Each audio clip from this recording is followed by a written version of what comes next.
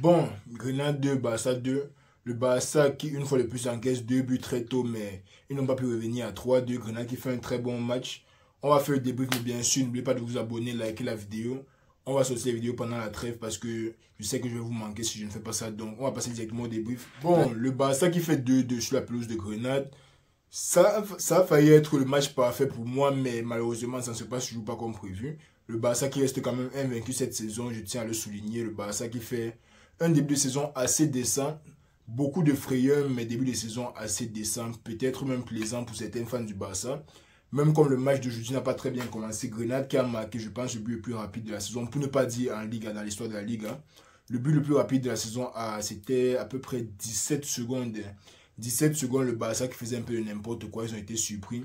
Magnifique frappe de l'attaquant de Grenade. Et là, même si peu importe la mentalité avec laquelle Grenade est entré dans le match, que c'était pour défendre, que c'était pour faire quoi que ce soit, que c'était pour attaquer comme les dingues, là, ça remet la confiance à tout le monde. Même si vous aviez peur qu'on joue contre le grand Barça, on joue contre tel, on joue contre tel, marquer à la première minute pour n'importe quelle équipe, ça vous donne la confiance. Et du côté Barça, ça peut te donner l'impression que c'est pas votre match. Certes, le Barça fait un combat contre le Celta, mais si on encaisse à la deuxième minute, ça ne sent pas bon, mon ami. Ça ne sent pas bon. Côté Barça, ça ne sentait vraiment pas bon. Le Barça qui s'est pris 2-0 vers la 30e minute. Et ça se voyait que ça n'allait pas. Ça se voyait les passes qui n'étaient pas précises, les actions qu'ils avaient devant les goals qui n'entraient pas et tout. Ils ont quand même pu reprendre un but avant la mi-temps avec Lamine Yamal qui a été un peu chanceux. Le ballon qui est seulement arrivé sur lui, sur une frappe ratée, le joueur Félix l'a marqué. Et je ne sais plus qui a marqué le deuxième but du Barça. C'était qui? Ah, moi, je m'en souviens plus parce que je ne sais pas. Mais bref, le Barça qui a pu revenir à 2-2. Bon, moi, j'étais content déjà parce que ça retient encore le Barça une fois de plus. Maintenant, je pense que le Real a 3 points d'avance sur le Barça. Ce qui veut dire que peu importe ce qui se passe au Classico, si les deux équipes gagnent tout leur match, parce qu'on a un match contre Séville, le Real a un match contre Séville après la trêve, le Barça a un match contre Bilbao. Je ne sais pas si le Barça c'est à domicile ou à l'extérieur, mais ils ne jouent même pas là-bas dans leur stade, donc on s'en fout un peu. Donc, si nous touchons gagne nos matchs arrivés au Classico, peu importe ce qui se passe, on sera encore premier, ce qui me fait déjà plaisir. Ce n'est pas pour dire qu'on va perdre contre le Barça, on va les massacrer bien sûr. Rendez-vous le 28 octobre pour le début du match là, mais ça me fait déjà très plaisir que le Barça ait 3 points de retard. Ça fait déjà un match dans la poche qu'on sait on ne peut pas se permettre de perdre un match, mais on sait que même si ça arrive, on n'est pas directement en danger. Même si ça arrive, on est toujours premier. Bon, le Barça qui est revenu quand même à 2-2, ils ont eu un but refusé à la fin du match à cause d'un hors-jeu. Certains fans vont dire que ce n'est pas juste et tout. Mais j'ai vu un but refusé comme ça au Real au début de la saison pour la même chose. Je pense que c'était Rosselló qui a un peu fait un jar devant le ballon et puis l'arbitre a refusé. Ferran Torres qui a sauté, il a fait action de jeu. Seulement le simple fait de faire l'action de jeu là, ça tire le gardien vers lui, ce qui fait que le gardien puisse pas passer au deuxième poteau pour essayer de contester. Donc moi je pense que le hors-jeu là était valable. Je pense quand même qu'en deuxième mi-temps, l'arbitre a beaucoup trop qu'à jouer les Barcelonais. Je pense qu'il a trop qu'à jouer les Barcelonais. Entre donner un foot un peu facile au Barça et ne pas donner certaines fautes à Grenade, moi je pense que l'arbitre était un peu penché côté barcelonais. Je n'aime pas dire que les arbitres ne sont pas faits. Et je ne dis pas ça aussi aujourd'hui seulement parce que c'est le Barça, mais c'est juste quelque chose que j'ai eu à remarquer, que l'arbitre a un peu favorisé le Barça en deuxième mi-temps. Bon, après, ça ne les a pas aidé à gagner. Je ne sais pas s'ils ont commencé à donner les paquets cadeaux aux arbitres, mais apparemment pour aujourd'hui, ça ne suffisait pas. Aujourd'hui, il fallait marquer. Et honnêtement, je trouve la formation que le Barça a alignée aujourd'hui très très pauvre. Je pensais qu'il y avait beaucoup de compétition en attaque, mais le plus tu regardes, le plus tu te rends compte que les gars n'ont rien de bon. La formation d'aujourd'hui, ce n'est pas une formation qui te gagne 33 matchs dans une saison. Ce n'est pas une formation, d'après moi, que tu alignes le dernier match avant la trêve. Après, il n'avait pas trop le choix.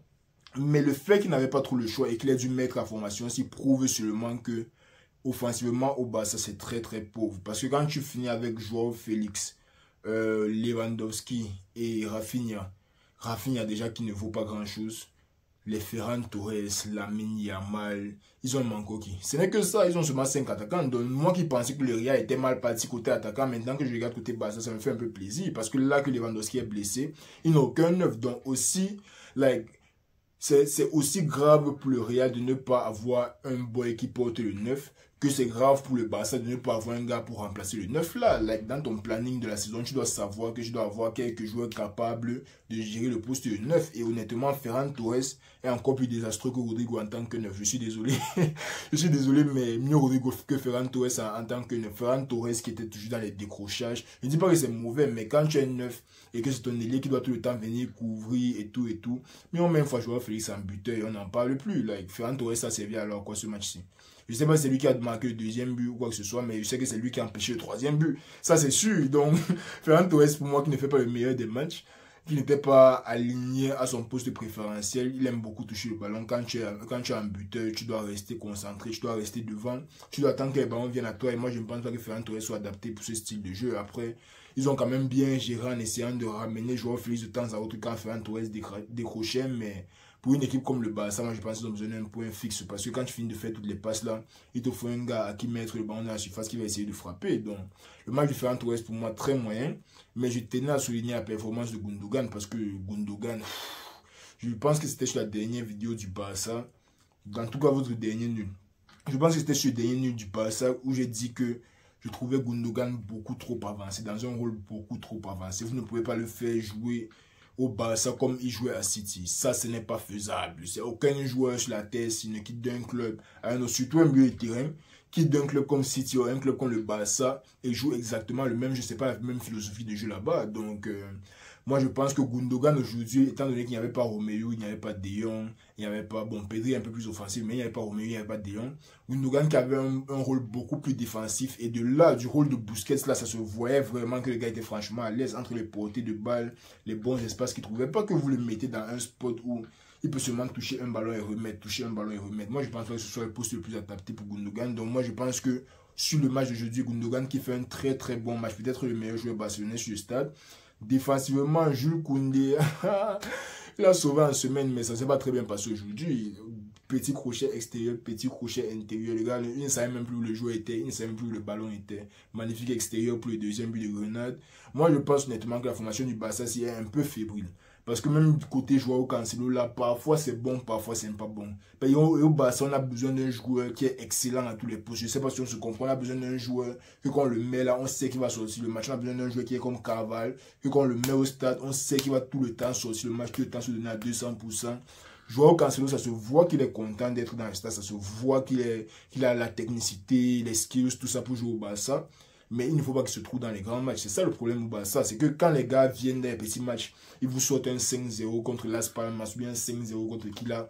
Après, ils arrivent là dans les grands matchs, ils commencent à faire du n'importe quoi. Dans les matchs de Champions League surtout, qui comptent, ils commencent à faire du n'importe quoi. Même dans les matchs d'Europe, ils commencent à faire du n'importe quoi. Donc, moi, je pense au côté Barça, ils ont déjà un bon fond, ils ont de bons latéraux, ils ont une bonne défense centrale. Le milieu de terrain, il y a les blessés, mais ça ne va pas les tuer. Maintenant, après ça, alors, l'attaque, vous avez qui fait quoi? Lamine Yamal, il a fait un bon match, tout le monde a bavardé. Il fait quoi? Like, ça suffit, c'est bien de marquer, mais ça ne suffit pas seulement, parce que dans les matchs dans lesquels tu n'auras pas de ballon chanceux devant les goals, il va falloir créer tes propres occasions. Et moi, avec le Lamine Yamal que moi j'ai vu aujourd'hui, j'espère que c'est Lamine Yamal et non Yamin, bref.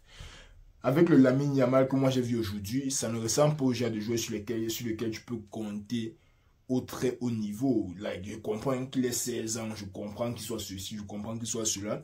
Mais si on décide de t'aligner dans une équipe comme le Barça, un peu à l'image de Zaïre Emery qui est à Paris, si on décide de t'aligner dans un match au Barça, c'est que tu as quand même un certain talent et l'équipe doit pouvoir compter sur toi pour pouvoir remplir ton rôle.